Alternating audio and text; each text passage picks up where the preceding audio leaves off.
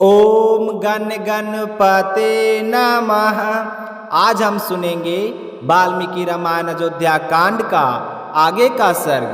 भगवान श्री राम के आशीर्वाद की प्राप्ति के लिए इस कथा को प्रेम और एकाग्रता से श्रवण करें। बोलिए गणपति बप्पा मोरिया, बोलिए सियावर रामचंद्र भगवान की जय हो, बोलिए पवन सुत्र हनुमान की जय हो, श्री राम दरबार की जय हो। राजा दशरथ जैसे ही चेतना में आए, जनक नंदिनी सीता को देखकर व्याकुल हो उठे और कहने लगे, हे पुत्री, मैंने ऐसा कोई वचन नहीं दिया कि तुम्हें वन में साधारण वस्त्र पहनकर जाना पड़े। तुम संपूर्ण आभूषण और रत्नभूषित वस्त्रों से सुशोभित रहकर ही वन की ओर प्रस्थान करो। तुम्हारी यह दशा देखकर मेरा हृदय बैठा जा रहा है। मैं इस रूप में तुम्हें देखकर जीवित कैसे रहूं? हे कैकेयी, मैंने तेरे वचनों के बंधन में आकर क्रूर प्रतिज्ञा तो कर दी, पर तुझमें तनिक भी लाज शर्म नहीं है जो सीता को इस प्रकार कष्ट दे रही है। जिस तरह बांस का फूल अपने ही पौधों को सुखा डालता है, उसी तरह मेरी प्रतिज्ञा मुझे ही भस्म कर रही है। पापनी, यदि राम ने तेरा कोई अपराध किया होता तो तू उसे वनवास देकर संतोष कर सकती थी, पर सीता का तुझसे क्या अपराध है? वह हिरनी के नेत्रों वाली कोमल स्वभाव और मधुर वाणी वाली मेरे प्यारे पुत्र वधू किसी का बुरा सोच भी नहीं सकती, फिर तू किस अपराध का बदला उससे ले रही है? हे दुष्ट, राम को वनवास देकर ही तूने पाप कमा लिया था। अब सीता को इस दशा में भेजकर और बलकल पहनाने का दुखदायी कार्य करके और कौन से पातक बटोर रही है? तूने कहा था राम का अभिषेक ना हो, मैंने मान लिया।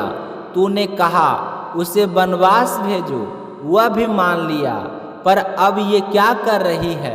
लगता है तू नरक की इच्छा में ऐसे कर्म कर रही है। जैसे राजा दशरथ कहते कहते सिर झुकाकर रोने लगे। उसी समय श्री राम वन की ओर जाने को तैयार थे। वे पिता के पास आकर बोले, पिताश्री, मेरी माता कौसल्या अत्यंत उच्च स्वभाव की है। उन्होंने कभी आपका अनादर नहीं किया, ना किसी की निंदा की है, परंतु उन्होंने जीवन में ऐसा संकट कभी नहीं देखा। मेरे यहाँ न रहने पर वे शोक के सागर में डूब जाएगी। आप उन्हें सदा सम्मान दें, उनका ध्यान रखें, ताकि वे मेरे बिना भी आपके आश्रय में सुखपूर्वक जीवन व्यतीत कर सके। मैं केवल इतना ही कह सकता हूँ, जब मैं 14 वर्षों बाद लौटूं तो अपनी माता को प्रसन्न, स्वस्थ और जीवित देखना चाहता हूँ। कहीं ऐसा ना हो कि शोकवश अपने प्राण त्याग दे।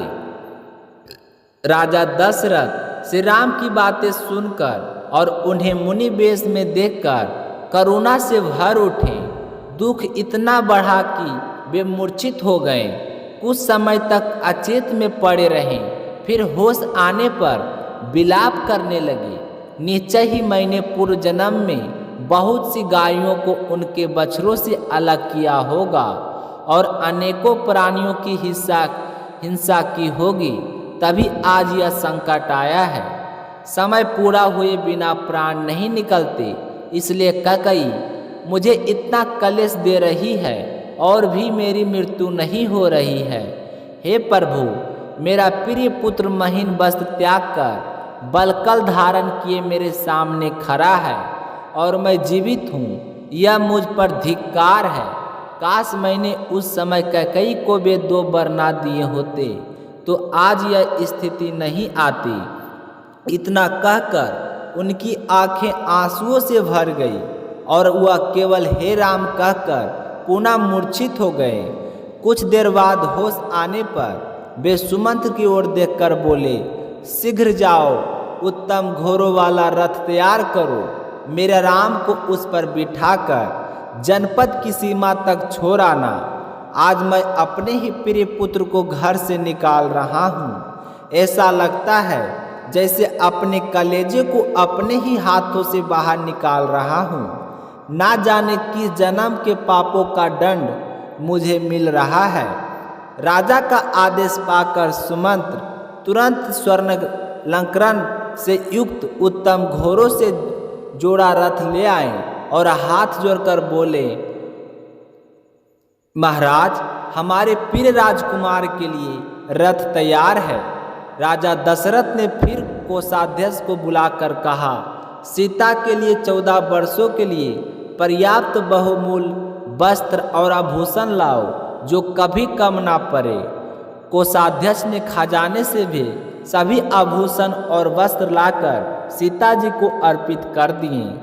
तो अब सुनेंगे क्या सीता जी ने वे आभूषण स्वीकार किए थे, यह जानेंगे कल के अगले सर्ग में। तो प्रेम से बोलिए सियावर रामचंद्र भगवान की जय हो। तो भक्तों, अगर आपको यहाँ पर अशोक वेदा चैनल पर सर्ग को सुनने में अच्छा लग रहा है तो चैनल को अभी तक अगर सब्सक्राइब नहीं किए हैं तो चैनल को सब्सक्राइब जरूर कीजिए, ताकि कल से आने वाली हर एक वीडियो आप सभी को तुरंत मिल सके।